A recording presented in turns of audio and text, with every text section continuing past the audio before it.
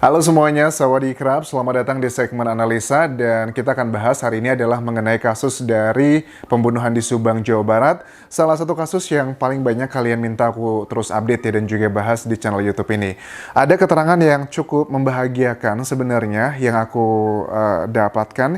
Ini adalah keterangan dari channelnya Koin 1077. Benar nggak sih? Ya, Koin 1077. Ini ada wawancara dengan Pak Benny J. Mamoto yang merupakan Ketua Harian Kompolnas. Ada pernyataan yang disampaikan di sini adalah bahwa kasus Subang itu sudah dilakukan gelar perkara. Sebenarnya beritanya adalah berita yang sangat baik karena kalau gelar perkara, kalau aku lihat dari Google gitu, karena zaman sekarang untuk menjadi netizen yang kritis, sebelum kita mengatakan sesuatu hal, kita cek dulu di Google ya, karena Google tuh ada semuanya. Walaupun ada beberapa yang keliru, itu adalah hal yang wajar dalam proses belajar, begitu.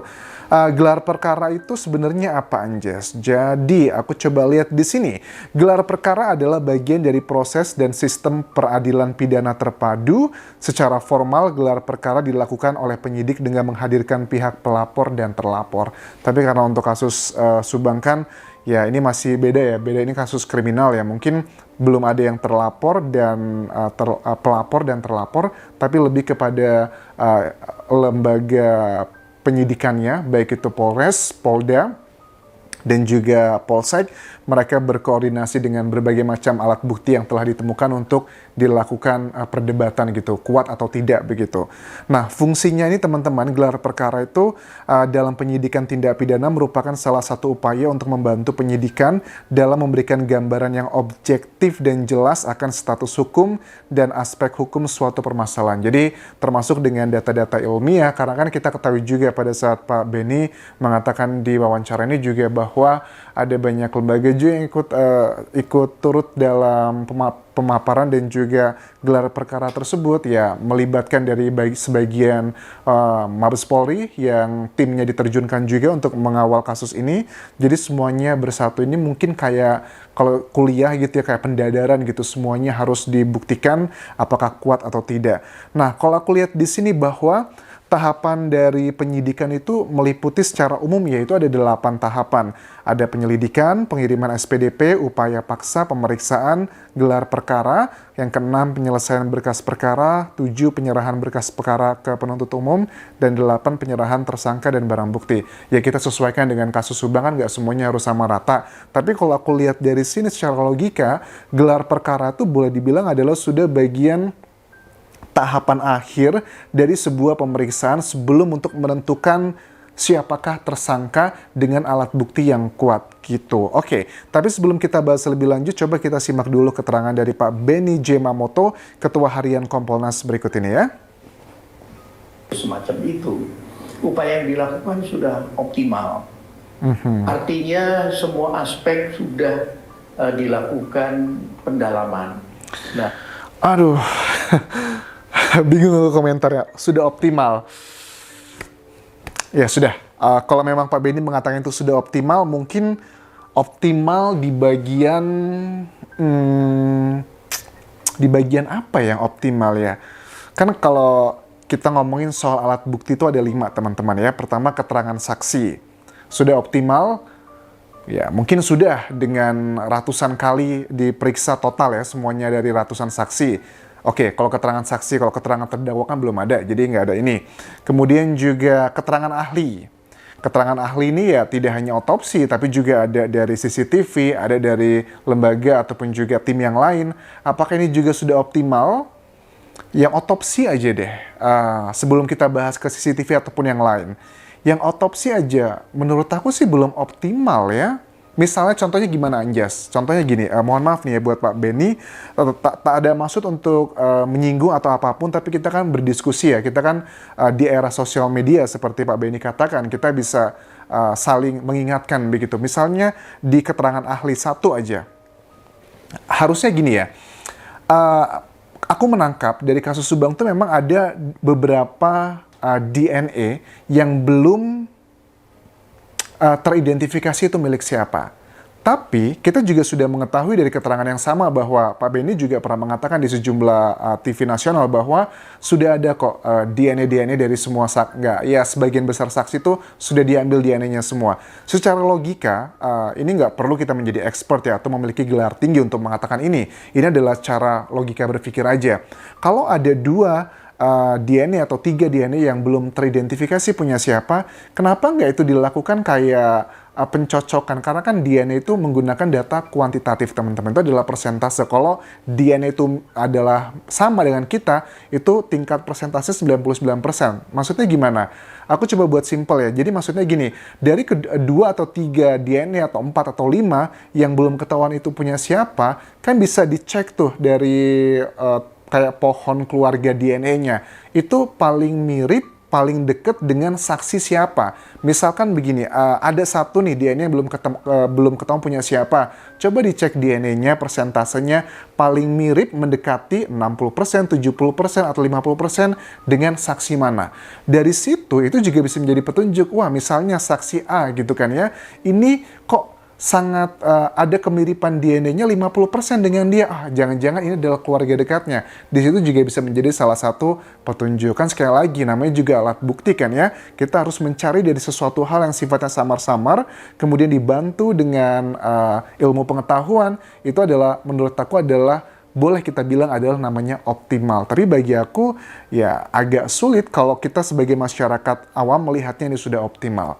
Correct me if I'm wrong. Kalau menurut kalian enggak, Anjas, pasti penyidik sudah melakukan itu. Ya mudah-mudahan sudah dilakukan ya, karena kan tidak ada keterangan apapun yang kita, ya nggak ada keterangan yang berarti apapun yang kita dapatkan dari penyidik mengenai kasus dari Subang ini.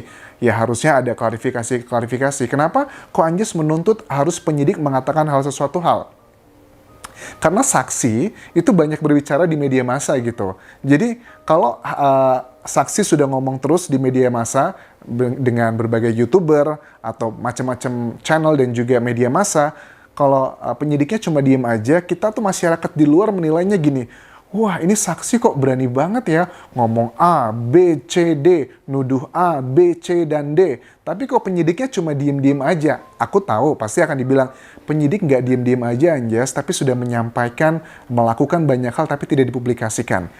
Nah, karena agak sulit kalau secara komunikasi ke media sosial kalau semuanya dilakukan dengan diam-diam aja. Apalagi kasus ini kan sudah 10 bulan ya, dari bulan Agustus, sekarang di bulan Juni, akhir Juni, sudah mau Juli ya, sudah mau hampir setahun ini.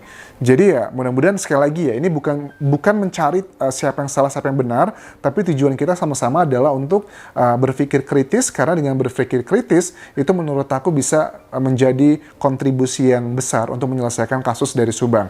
Sekali lagi, ini bukan tentang pembunuhan di Subang, bukan tentang Bu Tuti atau Amel, tapi menurut aku adalah tentang keadilan di Indonesia yang kalau bukan kita yang perjuangkan siapa lagi begitu. Karena tidak ada ceritanya keadilan itu diberikan dengan begitu aja. Itu semua adalah hasil proses perjuangan. Itu adalah maksud dari yang aku sampaikan ini.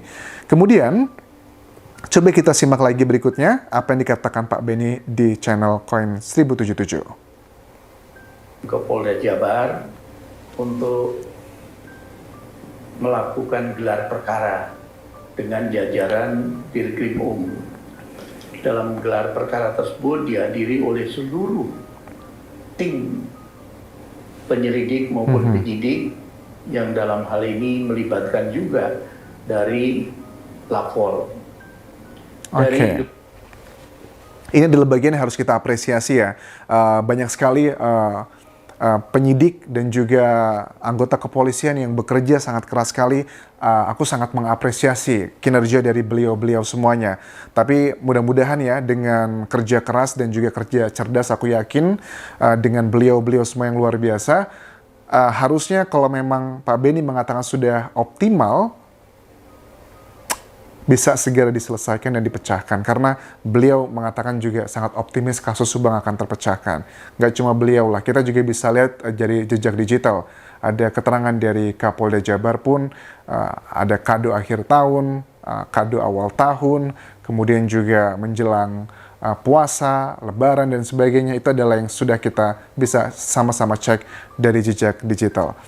Oke, itu adalah mengenai kasus dari Subang. Sekali lagi bahwa ini adalah hal yang aneh bagi aku pribadi karena apa? Saksi itu dengan banyak saksi bisa bicara banyak hal di media massa yang sifatnya adalah sangat tendensius, tapi penyidik sepertinya kok tidak begitu banyak memberikan keterangan-keterangan yang cukup melegakan masyarakat. Maksudnya, aku tahu sih, tetap apapun yang dikatakan penyidik pasti akan ada kritiknya nanti dari masyarakat. Tapi paling tidak jangan cuma diam ya. Harusnya ya misalnya contohnya kayak tentang isu banpol gitu kan ya, bahwa sebenarnya ada nggak sih banpol itu, kan kita hanya masyarakat itu cuma mendengarkan dari para saksi ya. Kalau para saksi pasti mereka punya alibinya masing-masing. Nah itu adalah yang pertama nih. Aku sudah ngasih beberapa contoh, kalau kalian cek kasus Subang tuh ada banyak sebenarnya yang sudah dibahas.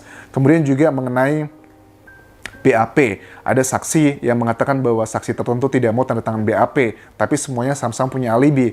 Harusnya kan juga bisa menjadi salah satu petunjuk ini kenapa kok ada pernyataan seperti itu, tapi kan tidak ada keterangan langsung dari penyidik yang mana yang benar. Karena kalau seandainya saksi A mengatakan dia nggak mau tanda tangan nih BAP-nya, padahal dia menyebutkan nama saya adalah tersangkanya katanya yang melakukan pembunuhan.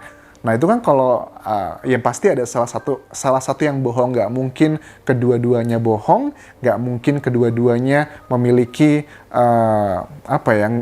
jawaban yang benar gitu, karena cuma ada salah satu di antara kedua orang itu. Ya kalian tahu lah siapa yang aku maksudkan ya. Dan penyidik pun cuma diam-diam aja, sepertinya saksi mah berani-berani aja ngomong, tapi kalau penyidik hanya diam aja. Oke, aku rasa itu yang bisa aku update dulu mengenai kasus dari Subang ini. Kita masih menantikan seperti apa. Aku harap teman-teman jangan lagi tulis bosen anjas, capek kasus Subang. Well, ini adalah proses perjuangan. Sekali lagi, proses keadilan itu adalah butuh perjuangan. Dan kalau nggak diperjuangkan, siapa lagi kalau bukan kita gitu. Karena sekali lagi ini bukan tentang Amelnya, almarhumah Amelnya atau Ibu Tutinya, bukan. Tapi ini tentang ya simbol keadilan di Indonesia. Dan ya kita melihatnya dari momen ini adalah dari kasus Subang sendiri. Thank you very much for watching this video. Aku lagi di luar kota, jadi aku tidak lagi berada di kamarku. Jadi mohon maaf kalau ada aku di kasur dan sebagainya, karena ini aku syuting ini malam-malam dan banyak teman-teman yang selalu komen, Anjas please update Subang, jangan kasus Tengmo aja. Oke, aku update sekarang ya. Terakhir, tinggalkan komen, tinggalkan like, dan juga subscribe channel YouTube ini. Dan jangan lupa follow Instagramku dan juga Facebook pageku di Anjas di Thailand juga. Kapan kerap semuanya. Bye-bye.